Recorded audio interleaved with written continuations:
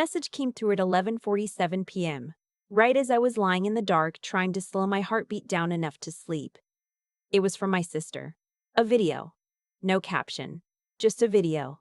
I almost didn't open it. I was exhausted in the particular way that only comes after a day when you've been publicly humiliated by the people who were supposed to love you most. My face still felt hot from it. My hands were still unsteady.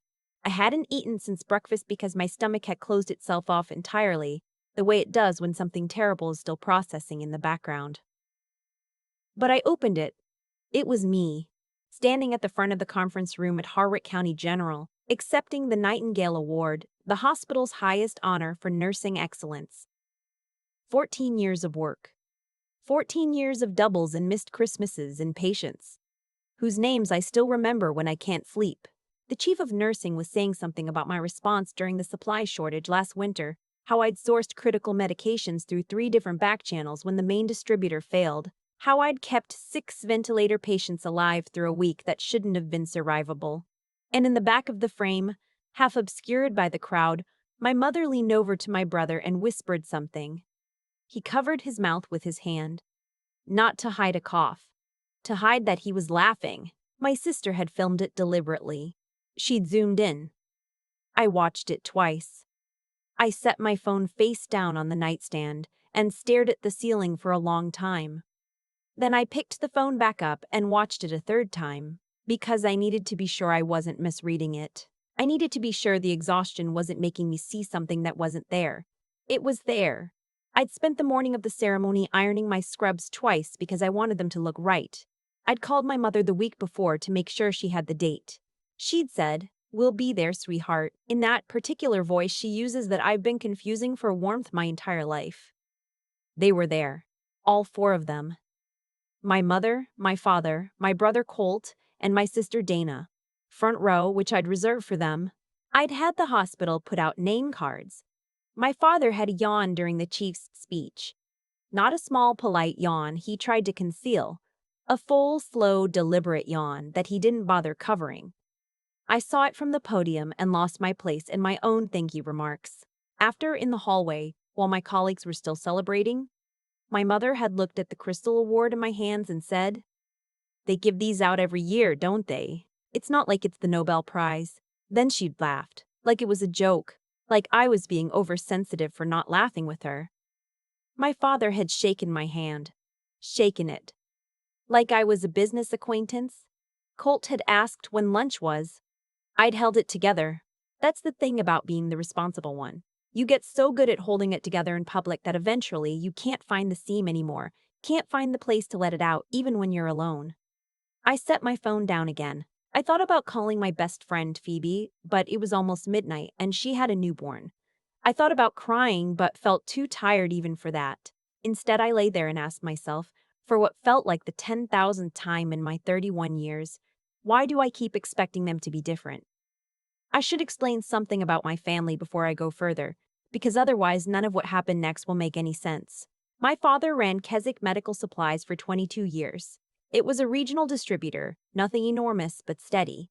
Hospitals, clinics, long-term care facilities across 4 counties. He'd built it from a van and a storage unit and a lot of cold calls in the early 90s, and it had grown into something real. About 40 employees at its peak, a warehouse out on Route 9. He was proud of it the way men of his generation get proud of things. Quietly, but in a way that takes up all the air in a room. When I was in nursing school, I used to tell people my father was in medical supply. It felt connected to what I was doing, like we were adjacent, somehow. I learned later that it wasn't that simple. 3 years ago, right before I got hired on at Harwick County General, there had been a period of about 4 months where I was between positions. I'd left a hospital in Dayton after a staffing situation turned toxic, a story for another time, and I was doing per diem work while I waited for the right fit. During that time, I'd asked my father twice if there was anything available at Keswick. Administrative work, inventory, anything. I wasn't desperate, but I wasn't flush either, and it seemed like a natural thing to ask. Both times he'd said the same thing. We're not really set up for that kind of hire right now. Fine. I moved on. I got the job at Harwick. I stopped thinking about it, but about 8 months into my time at Harwick, I started noticing something strange in our supply orders. We'd submit a requisition for a standard item, saline, surgical gloves, specific catheter sizes, and the response would come back that our order had been deprioritized, or that the item was on back order, or that our allocation for the quarter had already been met. This happened with enough regularity that it started affecting patient care in small but real ways. We were substituting, we were rationing.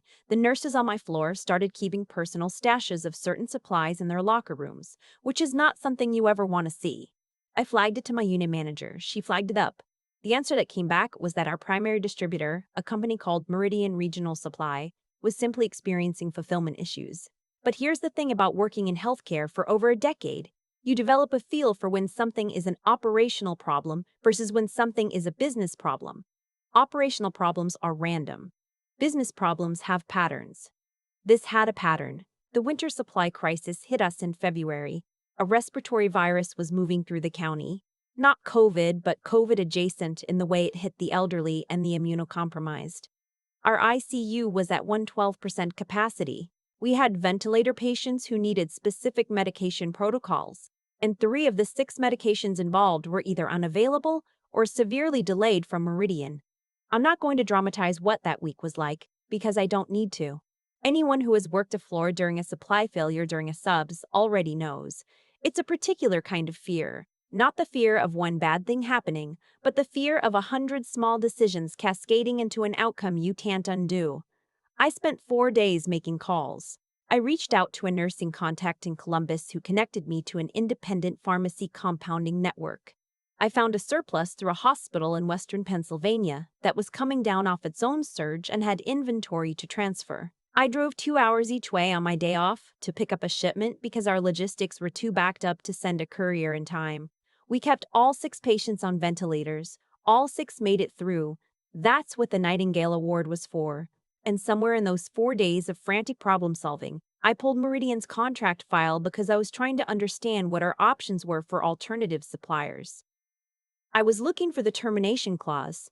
What I found instead was the name of Meridian's primary regional subdistributor, Keswick Medical Supplies. I sat with that for a long time. Meridian wasn't failing to fulfill our orders because of operational problems. Meridian was deprioritizing Hartwick County General and several other facilities in our network, I later discovered, because it was routing higher margin inventory to preferred clients. Keswick, as a subdistributor, had a financial stake in that prioritization. Hospitals that were lower marginal or that had pushed back on pricing got moved down the list. My father knew which hospitals were being deprioritized. Hartwick County General was on that list. He knew I worked there. I want to be honest about what happened inside me when I understood this, because I think people expect a certain kind of reaction, rage, tears, an immediate decision to act. What I actually felt was a very quiet, very cold kind of recognition. Like a door I'd been walking past my whole life had finally been left open a crack, and I'd looked through it, and what I saw made sense in a way that was worse than being surprised. My father had known our hospital was being undersupplied. He had known, and he had said nothing to me, and he had never offered to use whatever influence he had within the Meridian network to help us. He had just let it happen. Let his daughter's patients go without what they needed, because intervening would have complicated his business relationship. That's not a mistake. That's a choice. I didn't confront him. Not yet. I needed to understand the scope of it first, and I needed to do that carefully because if I was going to say something, I was going to be sure. I started keeping a file. It wasn't difficult, honestly. The paper trail existed. Supply orders with timestamps. Meridian communications that had been CC'd to a Keswick email address. A contract amendment from 18 months prior that restructured the allocation priorities in a way that directly disadvantaged facilities like ours. I'm not an attorney, but I'd worked in hospital administration long enough to understand procurement documentation, and what I was reading was not ambiguous. Keswick wasn't just a passive beneficiary of Meridian's decisions. Keswick was in lobby for the reallocation. There were emails. My father's name was on 2 of them.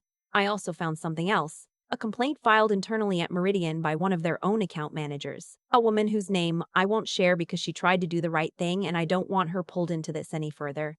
That alleged that Keswick had offered a financial incentive to Meridian's regional director in exchange for the allocation restructuring. The complaint had been filed 14 months ago. It had been marked reviewed and then, as far as I could tell, buried. The number cited in the complaint was $34,000. I printed everything. I organized it into a binder. I drove to the office of the County Health Department's Compliance Division on a Tuesday afternoon, and I asked to speak with someone about a potential procurement fraud concern. They referred me to the state. I kept going to work. I kept taking care of my patients. I accepted the Nightingale Award and stood at the podium and watched my father yawn and told myself to get through the next 60 seconds, and then the 60 after that. I didn't tell anyone in my family what I'd found, not even Dana, who had sent the video.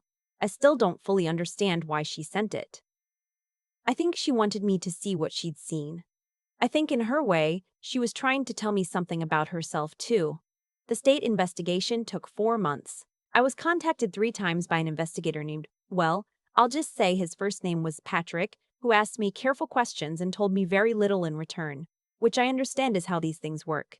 I cooperated with everything he asked. I tried not to think about what it would mean if it went where I thought it was going.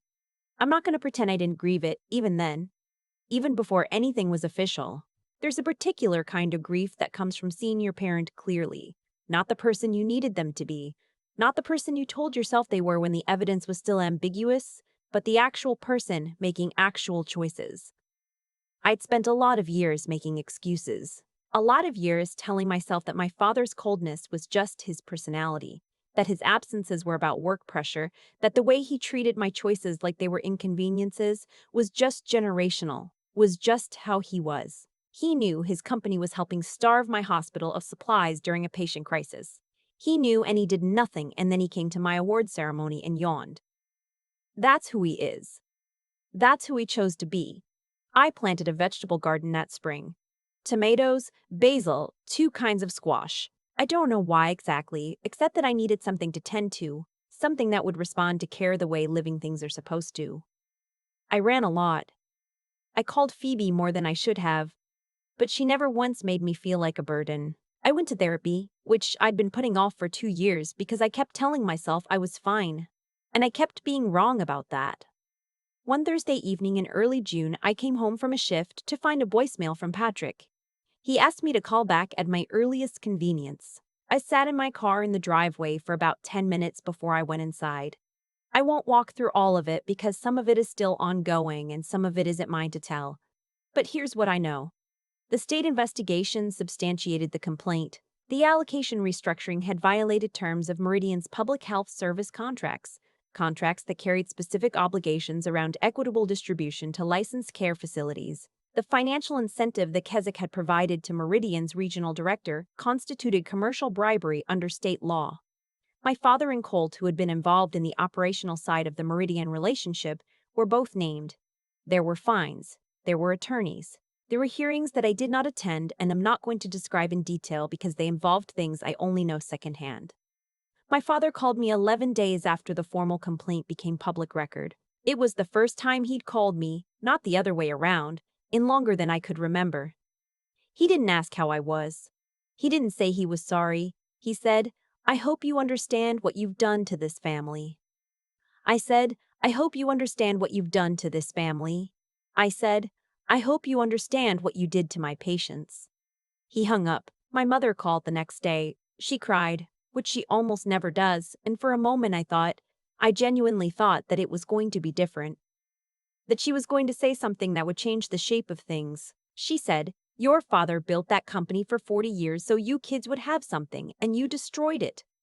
I said, "Mom, he bribed someone so that sick people wouldn't get the supplies they needed." "That's not something I built, that's something he did." She said, "Blood is supposed to mean something." I didn't know what to say to that. I still don't really. I've thought about it a lot since then. Blood meaning something has always seemed to me like it should work in both directions. Like it should mean that you don't let your kids' patients go without medication because it might cost you a contract. Like it should mean that being a parent means something more than genetic contribution and name cards at an award ceremony you sleep through. But I didn't say any of that. I just said, "I love you, Mom." And I meant it, and she hung up. Dana was different. I don't know if different is the right word, but she came to my apartment about 3 weeks after everything became public. She knocked. I opened the door and she was standing there with a bag from the Vietnamese place on Clement Street that we used to go to in our 20s, before things got complicated, before we stopped having the kind of time that you spend just eating noodles with your sister. She didn't apologize exactly. Dana doesn't apologize directly. It's a family trait I've mostly unlearned. But she sat at my kitchen table and she told me that she'd known for about 6 months that something was wrong with the meridian arrangement and that she hadn't said anything and that she wished she had. I was scared, she said, of Dad, of blowing up the family. I don't know. I nodded. I sent you the video because I was angry, she said. I wanted you to see what I was seeing. I knew you were going to do something. You could have just told me. I know you were going to do something. You could have just told me. I know. She picked at her chopsticks. I'm not very good at this. Neither am I thought. But I'm trying. We ate our noodles. We didn't fix everything. You can't fix everything in one dinner. And I don't think she and I are ever going to be simple in the way that siblings sometimes are. But we ate our noodles, and she asked about my tomatoes, and I told her they were coming in better than I'd expected. Kazakh Medical Supplies closed formally 6 weeks after the state action. The assets went through a dissolution process. Equipment, inventory, the warehouse lease. I didn't plan what happened next. I want to be clear about that. But I had a colleague, a hospital administrator named, I'll call her Dr. Marsh, who had been quietly furious about our supply chain vulnerabilities for years, long before I'd started pulling Meridian's contract files. She'd been talking for a long time about the possibility of a facility-backed cooperative purchasing network, something that cut out the middleman problem entirely. After the Meridian situation became public, she had more traction than she'd ever had before. She asked if I wanted to be involved. I said yes. The warehouse on Route 9 came up in the dissolution auction. I went. I don't know what I expected to feel. Maybe nothing. Maybe more than I could handle. What I actually felt was something quieter and more purposeful than either of those. Our cooperative acquired it. It's a distribution hub now. We supply 8 facilities in the county. Every hospital in our network gets equitable allocation based on patient census, not on margin or relationship with a regional director. We have a compliance officer. We have a process. It's not poetic, exactly. It's spreadsheets and logistics calls and quarterly audits. It is nothing like what you see in the movies. But it's mine, in the sense that matters. In the sense that I built it out of something that was used to hurt people I was responsible for, and now it does the opposite. I think about my father sometimes, less than I used to. I think about the version of him I carried around for most of my life. The one I invented to explain the gaps. The one I needed to believe in so that I could believe the family made sense. I don't hate him. I've decided that's important, not for his sake, but for mine. Hate requires a certain ongoing investment of energy, and I need that energy for other things. But I don't forgive him either, not in the way people sometimes mean that word. The way it implies that what happened is behind us now. Sealed over, no longer true. It happened. He made those choices. My patients went without what they needed. That's in the record, and I'm not interested in erasing it. What I found instead of forgiveness is something harder to name. A kind of distance that isn't cold. An acceptance that isn't cold. An acceptance that some doors, once you see clearly what's on the other side of them, you choose not to walk back through. The tomatoes were extraordinary this year. I grew so many I didn't know what to do with them, so I brought bags to the nurse's station and left them in the break room with a sign that said help yourself. By the end of the week, they were gone. That's not an ending. That's just a Thursday in August, which is maybe what most of life actually is. Ordinary moments that mean something because you chose to be present for them. Because you did the hard thing when it was hard, and now you're here, still standing, watching people eat your tomatoes. I'll take it.